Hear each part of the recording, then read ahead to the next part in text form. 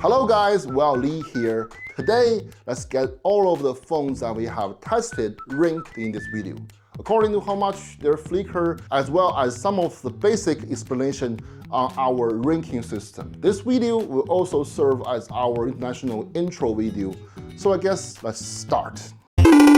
3 years, 15 million viewership and 100k subs later, I think it is time that we go international to spread the information to those who might need this, at least 10% according to the research paper. One thing I do need to point out is that we can't really test all the international models of the phones from inside China.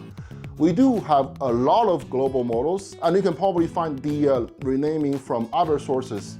There are, only so many panels from the brands, and they tend to have similar flickering. I will leave the other important information after ranking, like for instance, how the hell did I come up with the whole system? If this doesn't get me paid from all the phone brands, then who is paying for it? And most importantly, why do we do what we do, right? So I guess enough talk, let's hit it. From our tier ranking, you can see that T0 is those that completely doesn't self-emit as a whole. I don't mean like it doesn't emit from the panel like OLED versus LED stuff. I mean, it doesn't emit at all. You can turn the whole backlighting off, completely rely on the environment ambient lighting to light the device, which that is the e-ink ones. It is a great solution for novel, but the image refresh rate thing for me is no-go for daily use or even manga reading. And tier 1 is just LCD, of course. There are bad ones and the worst LCD phones, but since they don't self-emit from the panel, and their lights are all featured several times from the when you get the light from the backlight till you reach your eyes, there are so many layers you're gonna go through before we see them. So the T1 is going to be LCD only. And here's something worth mentioning. While it is slightly better to have a matte screen, it is not. It is basically an LCD with a matte cover. It is better, yes, if you do not want to use a screen protector, but it is worse if you do. Either you use a matte screen protector or you get a paper like each matte screen. They are both going to give you a more blur from the phone, which makes your 2K screen looking like HD CRT without the motion benefit. Tier 2 is those phones that doesn't flicker as much, both in high brightness and in low brightness. In high brightness, we 100% prefer super low flicker like DC dimming. That is about 10% to 15%-ish brightness fluctuation during the charging and the scanning process. And for lower brightness, I think it's very, very good to have a light DC dimming like the Redmi K80 series or super high frequency PWM like the Honor number series. They are both good approach, worth exploring. Obviously, it might vary depending on your personal, preference or your body preference to which is better. And for tier 3 is for those phones that ain't as bad, but not as good as a T2. So some of them have issue with higher brightness and some of them have, in lower brightness, but they are all something worth considering if you want a super good camera phone, because that's very much what it's gonna be. And tier 4, tier 5, tier 6 basically just gets worse, which some might not notice the issue now, but with training, your eye will always get better at picking up the change in brightness and therefore more sensitive. So we will later do a complete iPhone guide if that helps, including with all the the iPhone mod with LCDs too. But if you have any doubts on why they are ranked, you want more detail, you have you can go to our AI dubbed version of 2025, late 2025, to see all the information and to have and each phone will eventually have their own video dubbed from our Chinese channels, which also will upload to our YouTube Chinese channel. So obviously, new content will take priority, but older ones will not be forgotten. Let's go to the next section, the Q&A part.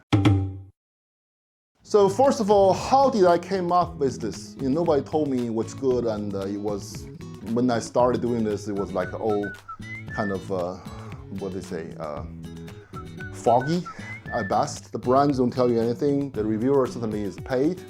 But my biggest hobby these days are watching TV series and anime. Before, there was gaming.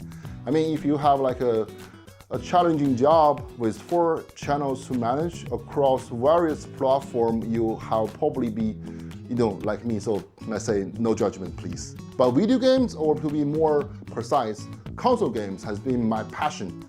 So buying all kinds of TV to hook up with them with the best kind of TV possible has been my personal dream. So to understand the difference, and by talking to my friend Eric, I got to understand the relationship on how display is displaying the image.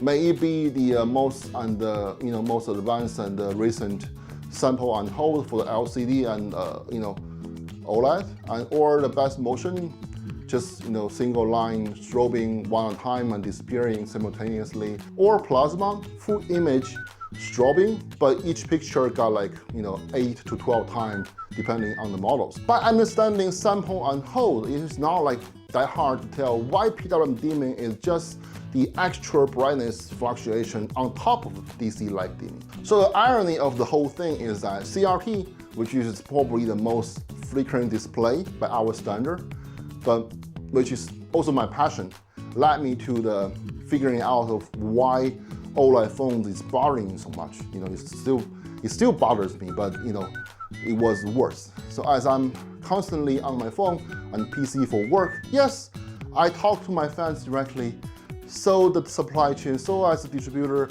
and the whole reviewers, and more people, that's just my daily job.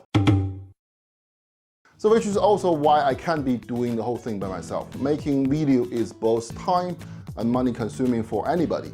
I'm like not the exception. I have a day job as well as a wife, 2 kids, and a few non-human offspring. So I have to hire a professional team to test and film the whole thing.